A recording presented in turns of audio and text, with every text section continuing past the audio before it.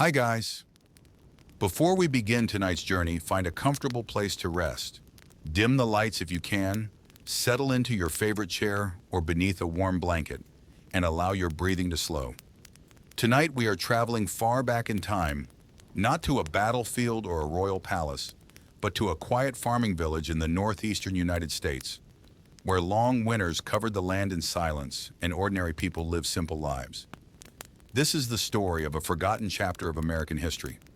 A story that sounds unbelievable today, yet was completely real to the people who lived through it. So close your eyes if you'd like and imagine that it is the winter of 1892. The sun rises slowly over the countryside of Rhode Island, one of America's smallest states. Its pale light stretches across frozen fields, snow-covered fences, and narrow dirt roads that have almost disappeared beneath layers of fresh snow. There are no highways, no electric streetlights, no cars rushing past, only silence. Every so often, the gentle sound of a horse pulling a wooden wagon breaks the stillness before fading into the distance once again. Smoke drifts lazily from the chimneys of scattered farmhouses. Inside, families begin another ordinary winter morning. A fire burns softly inside large stone fireplaces. Iron kettles hang above glowing coals. Fresh bread slowly bakes while children help carry water from the well before the day's work begins. Life moves at a patient pace here. There is very little hurry. The rhythm of every day follows the rising and setting of the sun. Most families in this part of New England live from the land. They grow corn during the warmer months. They keep chickens for eggs. Some own a few cows for milk. Others raise sheep whose wool helps protect them from the bitter winters that arrive every year without fail. The seasons decide almost everything. Spring means planting, summer means long days of work. Autumn means gathering enough food to survive. And winter means waiting. Waiting for warmer weather. Waiting for roads to become passable again. Waiting for another year to begin. The village itself is small. Perhaps only a few hundred people live here. Everyone knows everyone else. Children attend the same one-room schoolhouse. Families gather inside the same white wooden church every Sunday morning. Neighbors help each other repair fences after storms. When someone builds a new barn, nearly the entire village comes to help. Life is simple. Life is predictable. And because every family has known one another for years, sometimes generations, every celebration and every tragedy is shared by everyone. On cold evenings, after supper has finished and chores are complete, people gather near the fireplace. Without radios or televisions, entertainment comes through conversation. Grandparents tell stories they heard when they were children. Parents speak about difficult winters from years past. Children listen quietly while the fire crackles nearby. Many of these stories are old, very old. Some are American. Others traveled across the Atlantic Ocean with immigrants from England, Scotland, Germany, and Eastern Europe many decades before. These old stories speak of mysterious forests, forgotten villages, strange creatures, and unexplained events that seem to exist somewhere between history and folklore. Most people treat them simply as stories, at least, most of the time. Outside, snow continues to fall. The branches of tall maple and oak trees become heavy beneath fresh white blankets. The nearby cemetery grows quieter with each passing storm. Simple stone markers rise from the frozen earth, many already worn smooth by years of wind and rain. Some graves belong to children. Others belong to grandparents who lived long and peaceful lives. Fresh flowers are rare during winter. Instead, snow gently covers every grave with perfect stillness. Nothing appears unusual. Nothing seems frightening, only silence. If you visited this village today, you might think it was one of the most peaceful places imaginable. The air would feel clean, the roads empty, the nights incredibly dark beneath a sky filled with thousands of stars. Without city lights, the Milky Way would stretch clearly from one side of the heavens to the other. It would be difficult to imagine fear living in such a quiet place. Yet appearances can sometimes be misleading. Because during these years, many families were quietly carrying a burden they could neither understand nor explain. One person became ill, then another, then another. The sickness often remained inside the same family. Parents watched their children grow weaker. Brothers buried sisters, sisters buried brothers, and no one knew why. Doctors did what they could. They visited homes carrying leather medical bags filled with the best treatments available at the time. They checked pulses. They listened to breathing. They offered advice, rest, and hope. But often, hope was all they could offer. Medical science in the late 19th century was improving, but many diseases still remained mysterious. People understood very little about bacteria. Antibiotics did not yet exist. Laboratories were rare. Even experienced physicians sometimes struggled to explain why illness seemed to move from one member of a family to another. And when medicine cannot answer every question, people often begin searching elsewhere. As another evening settles across the village, church bells ring softly through the cold air. Families close their shutters. Candles are lit one by one. The fire burns lower as children drift toward sleep beneath thick handmade quilts. Outside, snowflakes continue falling silently onto empty roads and quiet rooftops. Everything appears peaceful. Everything appears ordinary. Yet beneath that peaceful blanket of snow, worry quietly grows inside nearly every household. Because someone else has started coughing. Another neighbor has become weak. Another family has begun preparing for a funeral. And although no one says it aloud, many people have begun wondering whether something unseen is moving through the village.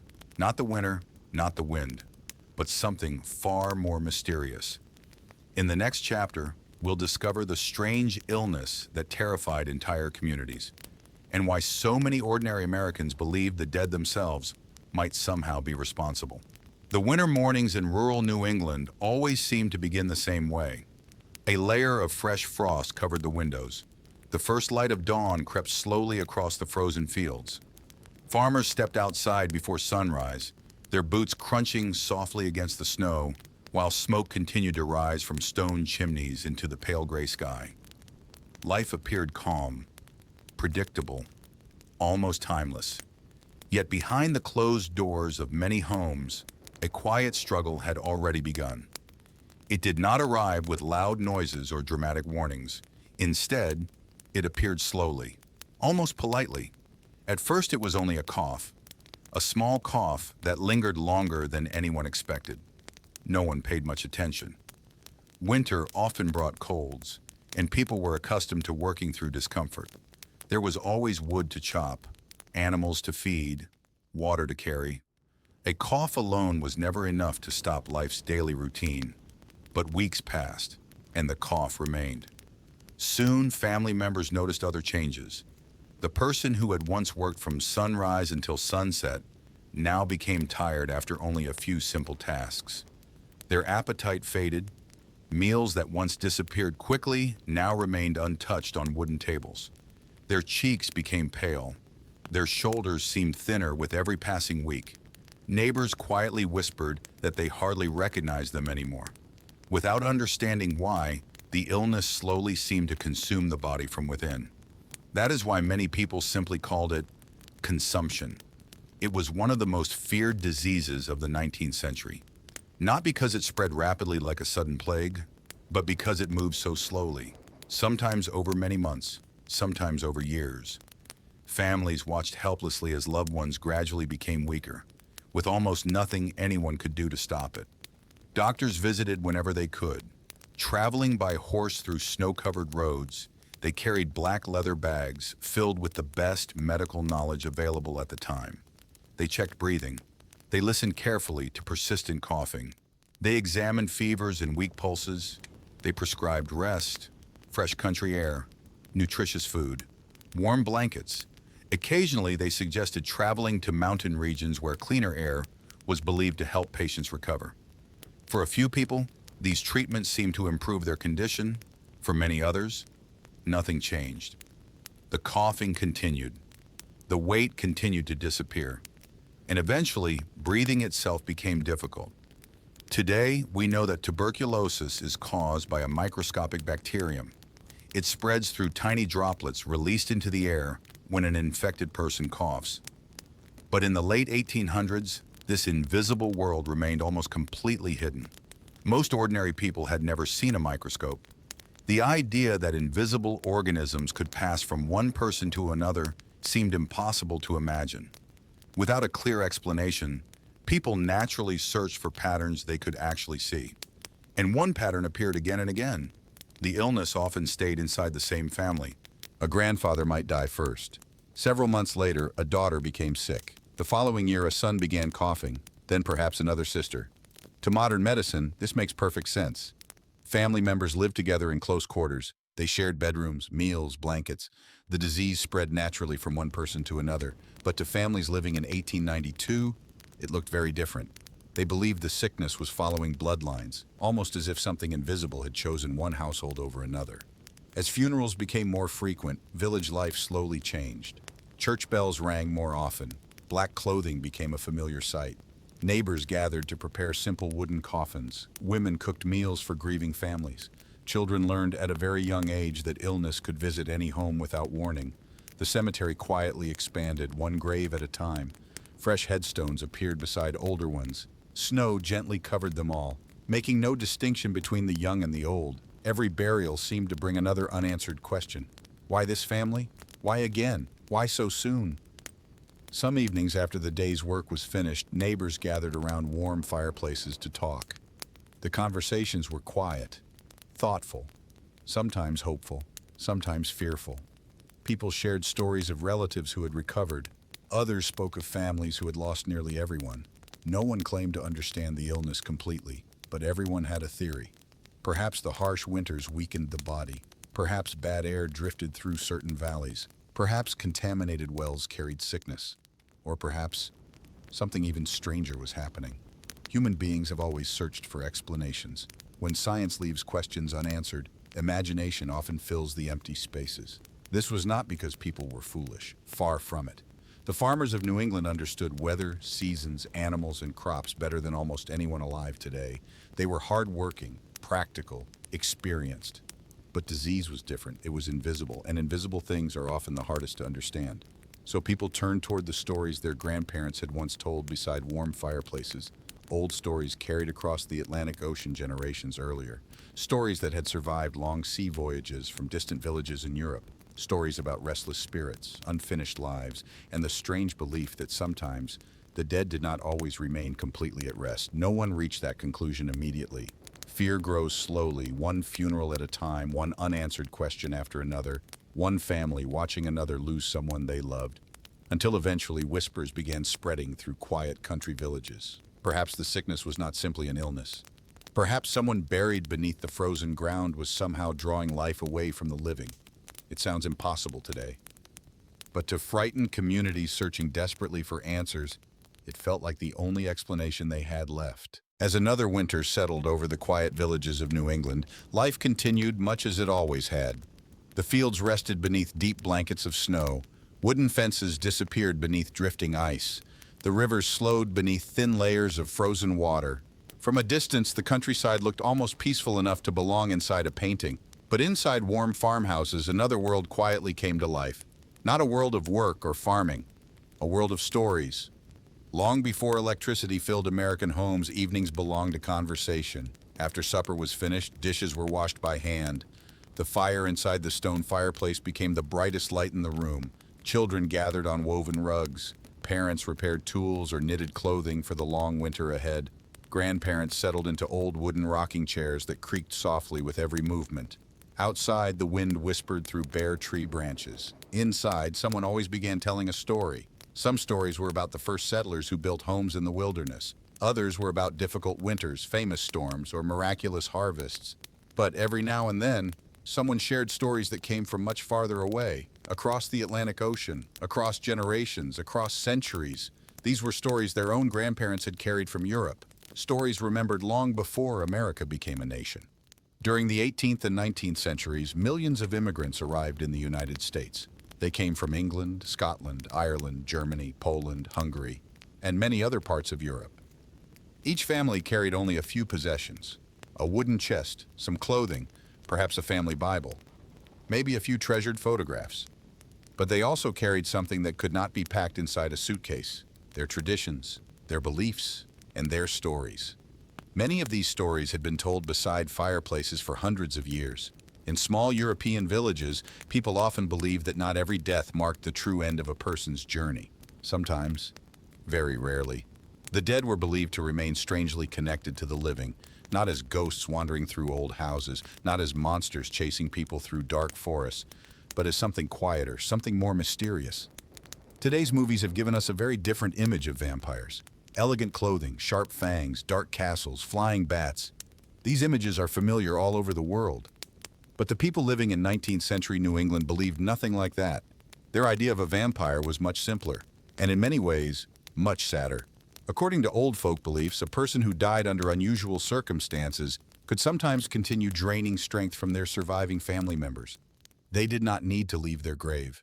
They did not need to walk through the village at night. Instead, people believed that some invisible connection remained between the dead and those they loved most. As long as that connection continued, living relatives would slowly become weaker, one after another, exactly as families were already experiencing. To modern listeners, this sounds impossible, but remember the world these villagers lived in. There were no x-rays, no antibiotics, no blood tests.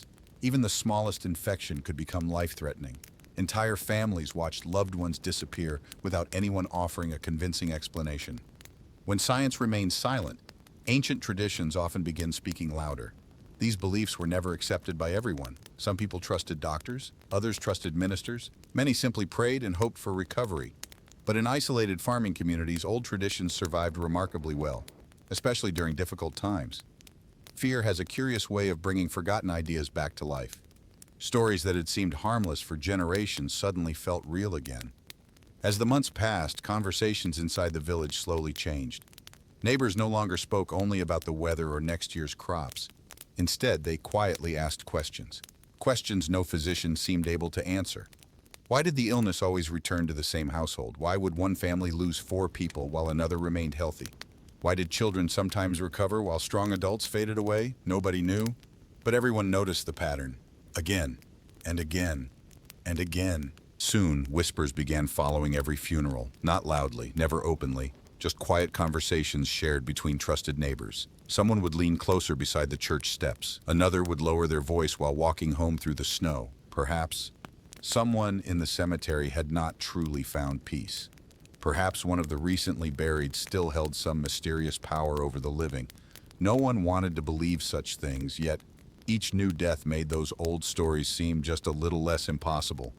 The village minister encouraged faith, doctors urged patience, families prayed every evening. Still, the cemetery continued to grow. Fresh graves appeared beside older ones. Snow covered every headstone equally, hiding names beneath white blankets until spring. From a distance, the burial ground looked perfectly still, perfectly silent. But in the imagination of frightened villagers, silence itself became unsettling. People began looking toward the cemetery more often than before. Not because they expected to see movement, but because they wondered whether the answers they desperately needed might somehow be buried beneath the frozen earth. One family, more than any other, would soon become the center of these growing fears. Their name was Brown. At first, they seemed no different from countless other farming families across Rhode Island. They worked hard. They attended church. They loved one another deeply. But over the coming years, illness would visit their home again, and again, and again, until the quiet whispers spreading through the village became impossible to ignore. As the long winter slowly gave way to another spring, life in the small farming village continued as it always had. The snow melted into narrow streams that wound through the fields. Birds returned to the bare branches. Farmers repaired fences damaged by winter storms. Children once again filled the dirt roads with laughter as they walked to the little one-room schoolhouse. From a distance, everything seemed perfectly ordinary. Yet for one family, life was becoming anything but ordinary. A few miles outside the center of the village stood a modest farmhouse belonging to the Brown family. It was not a grand house. There were no fancy decorations or expensive furniture. Like most homes in rural Rhode Island, it had been built for practicality rather than beauty. Its weathered wooden walls had stood through countless winters. A stone chimney rose from the center of the roof, carrying smoke into the cold morning air. A small barn stood nearby. A few chickens wandered freely around the yard. Everything about the property suggested a quiet, hard-working family, and that was exactly what the Browns were. The head of the household was George Brown. He was a farmer. Like many fathers of his generation, George rarely spoke at great length. His days began before sunrise. He cared for livestock. He repaired broken tools. He harvested crops during the warmer months. He did whatever was necessary to provide for his family. Neighbors described him as dependable, honest, hardworking. He was not a man interested in old superstitions. His world revolved around work, family, and faith. Living with him were the people he loved most: his wife, Mary Brown, his daughters, and his son, Edwin Brown. The Brown household was much like every other family in the village. They attended church together, shared meals around a wooden table, worked side by side from morning until evening. Their lives followed the steady rhythm of the seasons.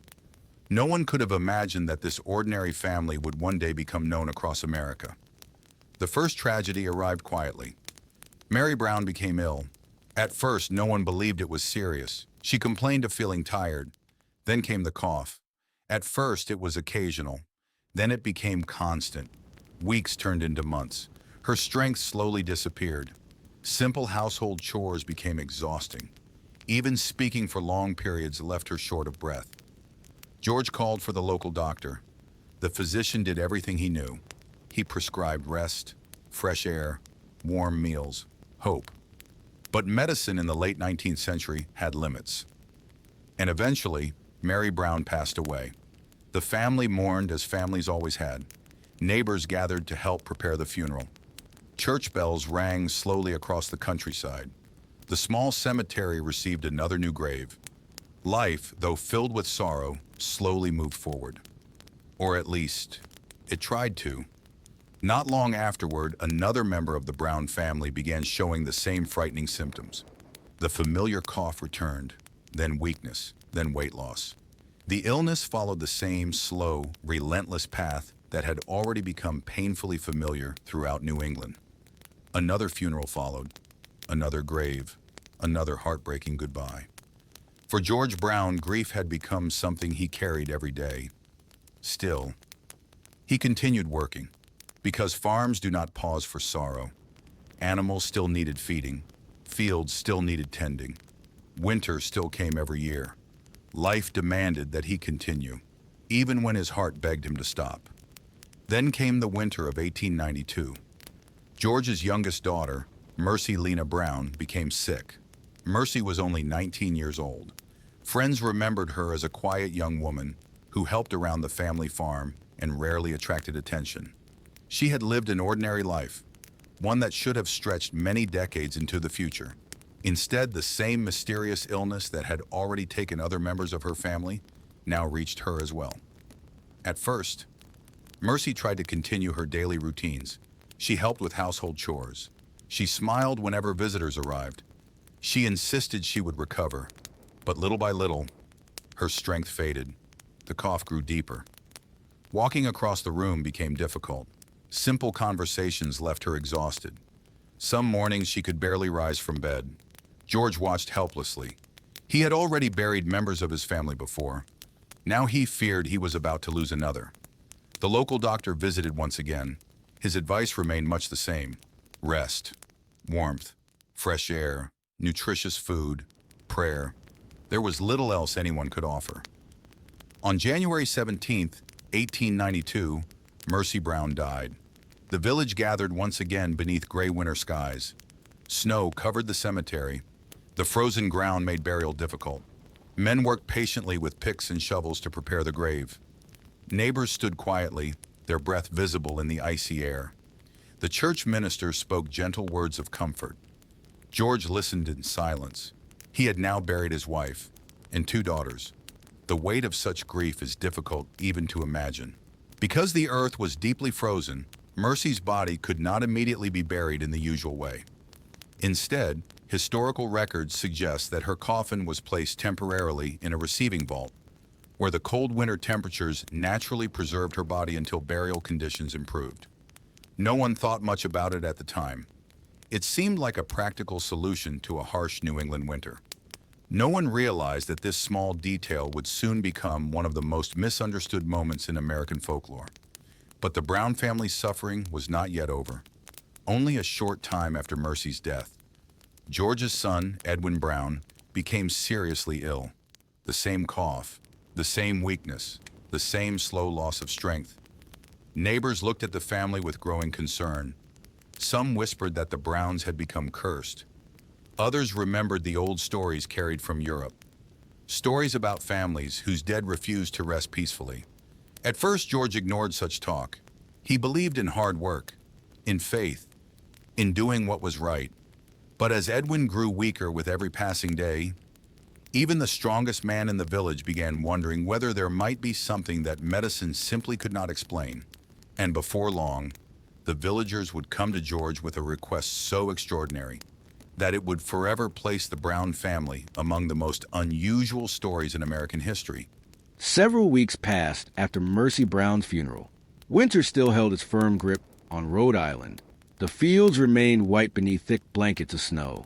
The bare trees stood motionless against the pale gray sky. Even the birds seemed quieter than usual. Life in the village continued, but something had changed. People spoke more softly. They lingered a little longer after church services. Neighbors gathered in small groups outside the general store, their conversations carried away by the cold wind before anyone else could hear. Nearly every discussion returned to the same subject: the Brown family. Edwin Brown's condition continued to worsen. Every morning he seemed weaker than the day before. His cough echoed through the small farmhouse. Sometimes it was so severe that he struggled to catch his breath afterward. George Brown sat beside his son's bed whenever he could. He brought warm broth, fresh water, extra blankets. He tried to comfort Edwin with quiet words. But inside, he carried a growing fear. He had already watched too many members of his family disappear. He could not bear the thought of burying his only surviving son. The village doctor visited again. His examination was careful. His expression was thoughtful. His advice, however, remained painfully familiar: rest, fresh air, nutritious meals, hope. There was little else medicine could offer in the winter of 1892. As the doctor rode away on horseback, George stood silently in the doorway, watching until the figure disappeared into falling snow. Deep down, he understood what the doctor's quiet voice had not said aloud. Edwin might not survive. Around the village, another kind of conversation had already begun. Older residents remembered stories their own parents had once shared, stories that many younger people had dismissed only a few years earlier. Now those forgotten tales returned with surprising strength. Some believed that when several members of the same family died from consumption, one of the dead might somehow continue drawing life from those still living. The illness, they believed, was not ending. It was continuing through someone already buried beneath the frozen earth. At first, George Brown refused to listen. He had spent his entire life solving problems through hard work. If a fence broke, he repaired it. If crops failed, he planted again the following season. If winter proved difficult, he endured it. He was not a man who easily accepted superstition. But grief has a way of changing even the strongest people, especially when every practical answer has already failed. One evening, a few respected members of the community visited the Brown farmhouse. They removed their hats before entering. The room was quiet except for the soft crackling of the fire. Edwin rested upstairs. His coughing occasionally echoed through the house. The visitors spoke gently. No one wished to offend George. They knew his pain. Finally, one elderly neighbor carefully voiced the idea everyone had been quietly discussing. Perhaps they should examine the graves, not to dishonor the dead, not out of cruelty, but to discover whether one of George's departed family members showed the signs described in the old traditions. If they found such evidence, perhaps a ritual could still save Edwin. George remained silent. The room felt heavier than ever. The fire burned low. Outside, snow drifted against the windows. Everything inside him resisted the suggestion. The thought of disturbing the graves of his wife and daughters seemed almost unbearable. Yet every time Edwin coughed upstairs, his resolve weakened. A father desperate to save his child often finds himself considering possibilities he would once have rejected without hesitation. After many hours of quiet discussion, George finally agreed. Word spread quickly through the village. A date was chosen. The local authorities gave permission. something that might seem extraordinary today, but was not entirely uncommon during certain New England vampire panics. On the appointed morning, villagers slowly gathered near the cemetery. The air was bitterly cold. Fresh snow covered nearly every gravestone. The only sounds were the steady scraping of shovels cutting into frozen ground. No one laughed. No one spoke loudly. This was not a spectacle. It was a community searching desperately for answers. The workers began carefully opening the graves. Each movement was slow and respectful. Every coffin was handled with care. Family members stood nearby in complete silence. The first coffin belonged to one of the relatives who had died years earlier. When it was opened, the remains appeared exactly as nature intended after so much time had passed. Nothing unusual, nothing unexpected. The villagers quietly nodded. Then they moved to the next grave. Again, nothing remarkable. Time had taken its natural course. Finally, their attention turned toward the most recent burial, Mercy Brown, because she had died only weeks earlier, and because her coffin had been kept in an extremely cold receiving vault before burial. Her body had experienced something entirely natural. The freezing temperatures had dramatically slowed decomposition. But no one standing in that cemetery understood the science behind what they were about to see. The coffin was slowly lifted. Snowflakes drifted gently through the silent air. Several men carefully removed the lid. The villagers leaned forward. No one spoke. For several long moments, the entire cemetery fell completely silent. What they saw inside the coffin stopped everyone in their tracks. Mercy's body appeared far more preserved than anyone expected. Her face still retained recognizable features. Her clothing remained largely intact. To eyes unfamiliar with the natural effects of winter preservation, it seemed almost impossible. Some believed she looked as though she had died only yesterday. Others noticed that parts of her body still contained blood, another perfectly natural occurrence in cold conditions, but something that appeared deeply unsettling to those who had never witnessed it before. The whispers began almost immediately. One neighbor quietly crossed himself. Another lowered his eyes. Several villagers exchanged nervous glances. For many of them, this was the confirmation they had been expecting, not because they wished to believe it, but because they knew no other explanation. Standing among the silent crowd, George Brown looked down at his youngest daughter. He did not see a monster. He saw Mercy, the same young woman he had watched grow from childhood, the daughter whose laughter had once filled the farmhouse, the daughter he had buried only weeks before. His heart was torn between love and desperate hope. If the villagers were right, perhaps Edwin could still be saved. If they were wrong, then he was about to disturb his daughter's final resting place for no reason at all. It was an impossible choice. And yet, the decision had already been made. The cold morning remained perfectly still. No one hurried. No one raised their voice. The small cemetery, surrounded by bare trees and snow-covered fields, had become quieter than anyone could remember. Mercy Brown's coffin remained open. The villagers stood in silence, looking down at the young woman who had passed away only weeks earlier. The winter air carried no answers, only questions. To modernize, everything they had seen that morning has a simple explanation. Mercy's body had been protected by the freezing temperatures of the New England winter. After her death in January, historical records indicate that her coffin had been placed in a receiving vault because the frozen ground made immediate burial difficult. Inside that naturally cold environment, decomposition slowed dramatically. This was not unusual. It was simply nature at work. But in 1892, very few people understood how cold temperatures affected the human body after death. Medical science was still developing. Most ordinary villagers had never studied anatomy. They had never heard the word bacteria. They had no reason to question what their own eyes seemed to show them, and what they believed they were seeing was something entirely different. The whispers spread quietly through the crowd. She still looks alive. There is hardly any change. Perhaps the old stories were true. No one shouted these words. They were spoken softly, almost with hesitation, because every person standing there knew Mercy. She had been their neighbor, their friend, a familiar face in church every Sunday morning. No one wanted to believe she had become part of some ancient legend. Yet fear has a remarkable ability to make impossible ideas seem reasonable, especially when grief has already taken so much. One of the older men in the village stepped forward.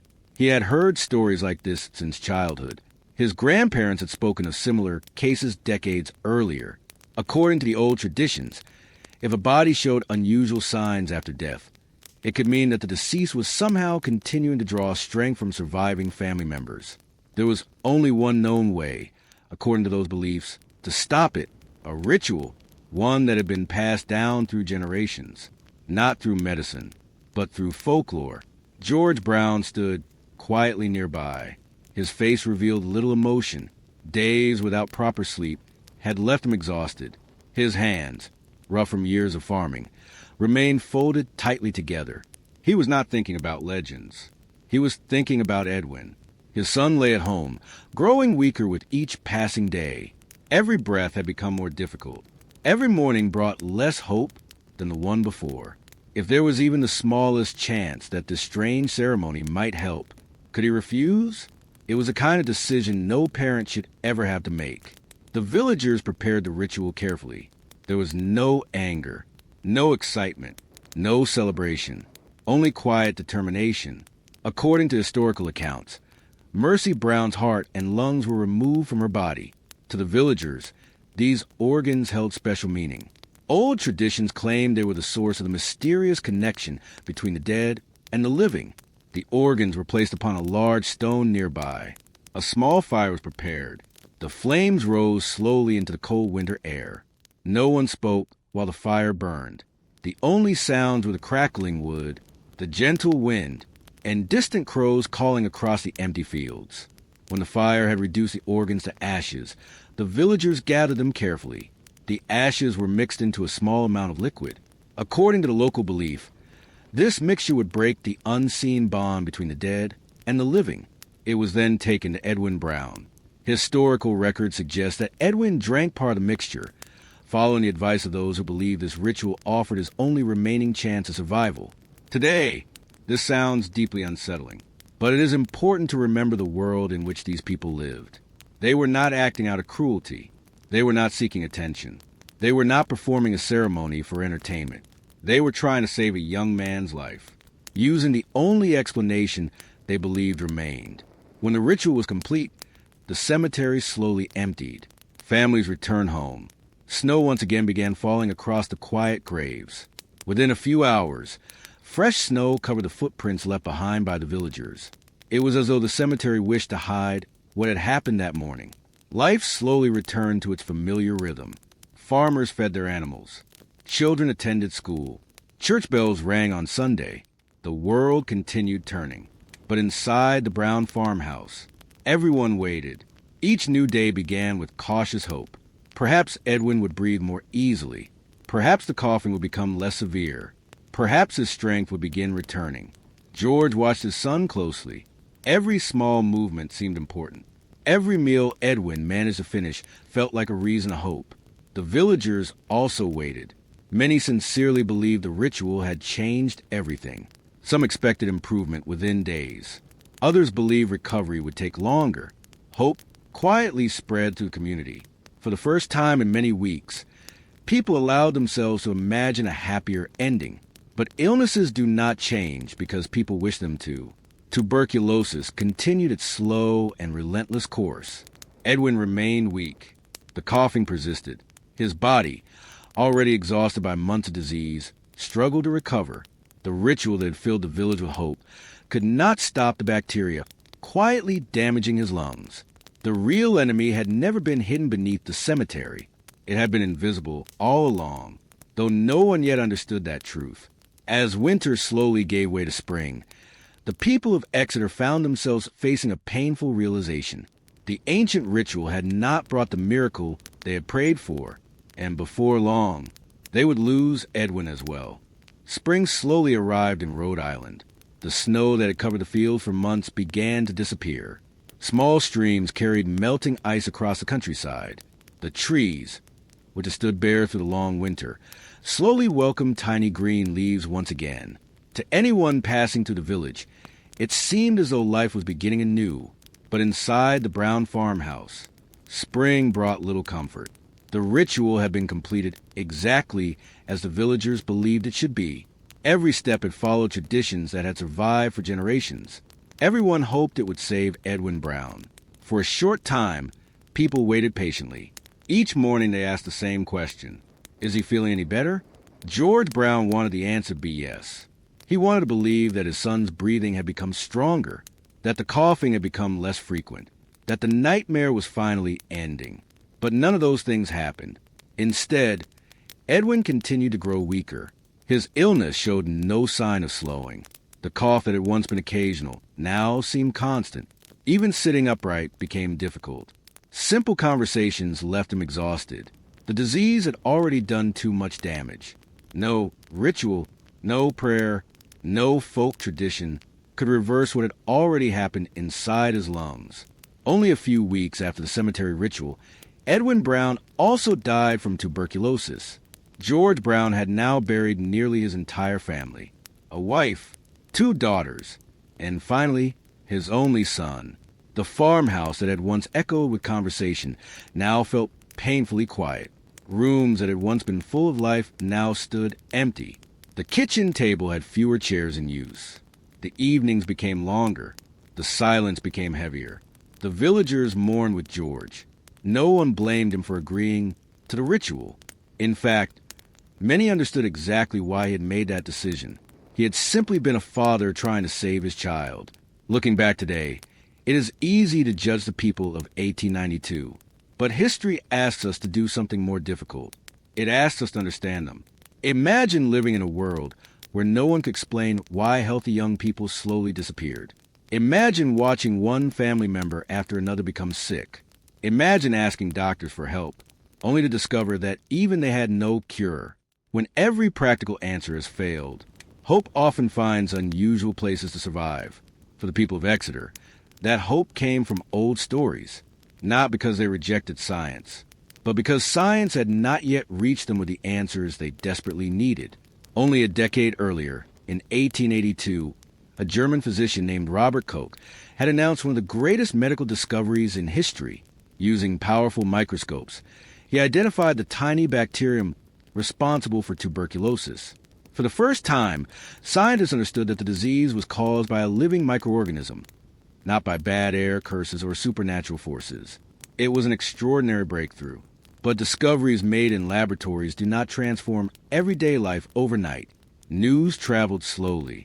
Medical education spread gradually. Many rural communities continued relying on traditional beliefs simply because modern medical knowledge had not yet reached them. The people of Exeter were living during a time of transition. One foot remained in the world of folklore. The other had only just begun stepping into the age of modern medicine. Over the following decades, doctors learned more about tuberculosis. They discovered how it spread from person to person. Hospitals developed specialized treatment centers called sanatoriums.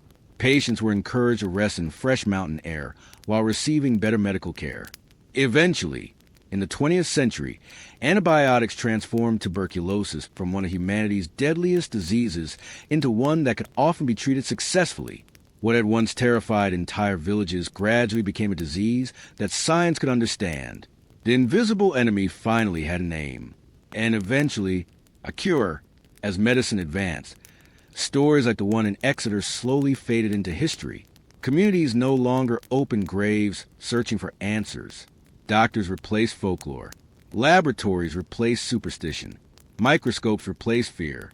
The New England vampire panic quietly came to an end, not because people suddenly became wiser, but because they finally had better information. Knowledge accomplished what fear never could. Yet the story of Mercy Brown refused to disappear completely. Newspapers across the country had reported the strange events in Rhode Island. Readers were fascinated. Some believed every word. Others dismissed the story as nothing more than rural superstition. Writers and historians preserved the tale for future generations. Over time, Mercy Brown became known as one of America's most famous so-called vampire cases. Ironically, she had never harmed anyone. She had simply been another victim of the same disease that claimed thousands of lives every year. History remembered her not because she was extraordinary, but because the circumstances surrounding her death revealed how frightened people can become when they lack answers. Today, more than a century later, historians look back on the Brown family with compassion rather than ridicule. George Brown was not chasing legends for adventure. He was trying to save his son. The villagers were not searching for monsters. They were searching for hope. And sometimes, those two things can become difficult to separate. The years passed quietly in the little village of Exeter. Winter continued to arrive every December.